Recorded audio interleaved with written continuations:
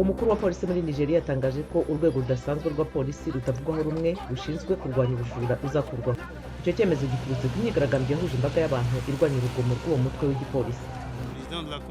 Iminsi 5 nyuma y'uko ibihano bikuweho muri Mali, umuyobozi mukuru wa CEDEAO perezida wa Ghana Nana Akufo-Addo avuga ko yashingiye ku byo yabonye igihugu cya Mali cyagezeho.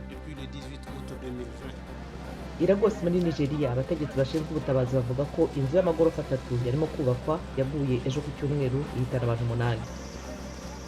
Munore Mbisa ufite imyaka 18, umwe mu bantu babarirwa muri mirongo bapfiriye uyu mwaka muri gereza ya Bunia mu majyaruguru ashyira uburasirazuba bwa Kongo, aho abantu bacucikiranye kandi nta biribwa bihagije bihari.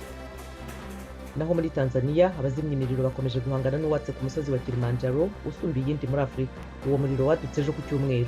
Umutegetsi ushinzwe serivisi zo muri pariki z'igihugu uyu munsi yavuze ko uwo muriro utarazima.